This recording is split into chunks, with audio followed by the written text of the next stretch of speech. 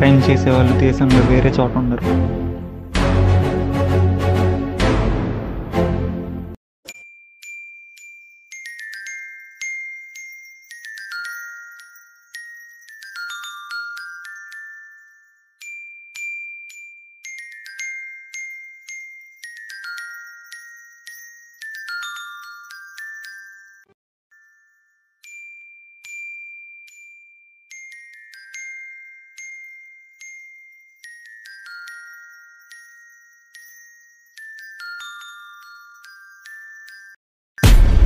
ఇదేంటిది 70,000 విత్డ్రా అయిపోయా?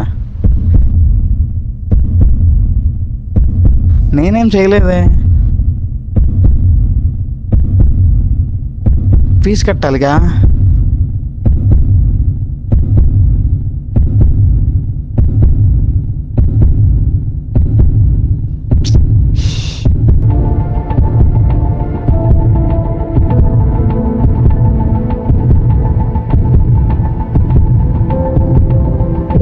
రే మచ్చా, ఏమైంది? డబ్బులు పోయాయి చూడరా. ఏమైపోయాయిరా? ఇప్పుడు చూడు, ఫాదర్ పొద్దునే వేసాడు రా. ఇప్పుడు చూస్తేనేమో అకౌంట్ అంతా ఖాళీ అయిపోయింది. ఇదిగో చూడు, బ్యాంక్ బ్యాలెన్స్ 0 చూపిస్తుంది. ఈ ట్రాన్సాక్షన్స్ నేనేం చేయలేదు అసలు. గర్ల్ ఫ్రెండ్కి ఏమన్నా పంపావా ఏంటి? నాకు ఇక్కడ దొరికండి. అసలే గేమ్స్ ఆడతావు, ఏమన్నా ఫేక్ లింక్స్ నొక్కావా? ఇందాక మన కాలేజ్ గ్రూప్ లో ఇంకోటి వచ్చింది, అందులో గేమ్ ఆడాను. చూడు సార్. అదేంటి ఆ లింక్ పని చేయట్లేదుగా?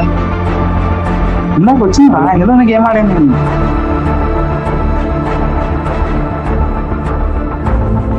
ఆ లింక్ ఇప్పుడు వర్క్ అవ్వట్లేదు కదా. అసలు పిచ్ లింక్స్ క్లిక్ చేయడం నీదే తప్పు.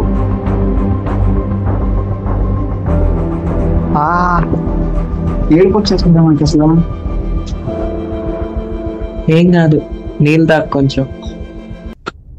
ఇది సైబర్ క్రైమ్ లాగానే ఉంది. ఉండు, మా ఫ్రెండ్ ఒకడికి వీటి గురించి తెలుసు, వాడిని రమ్మంటాను. ఏ మచా, నువ్వు త్వరగా రావాలిరా.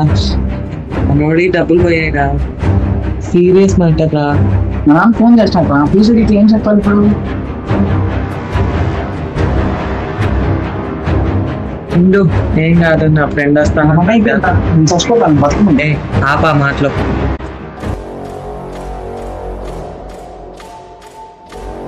ఏరా రారా మచ్చా, ఇది చూడు, మనోడు లింక్ ఒకటి క్లిక్ చేశాడు, అకౌంట్ మొత్తం ఖాళీ అయిపోయింది. ఇప్పుడు ఆ లింక్ వర్క్ అవ్వట్లా.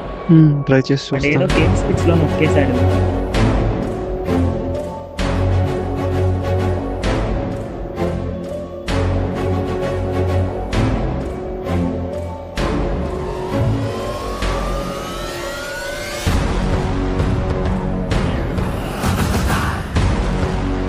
కొంచెం కష్టం, లొకేషన్ వేరు వేరు చోట్ల చూపిస్తుంది. నేను ఇంటికి వెళ్ళి ట్రై చేస్తాను.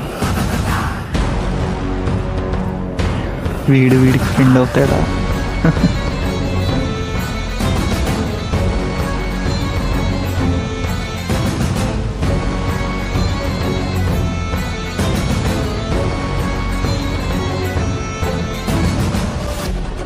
క్రైమ్ చేసే వాళ్ళు వేరే దేశాల్లో ఉండనవసరం లేదు, మన చుట్టూరే మన పక్కన కూడా ఉండొచ్చు. ఇంతకు ముందు జరిగిన యుద్ధాలన్నీ వెపన్ వార్, బయో వార్, ఇప్పుడు సైబర్ వార్.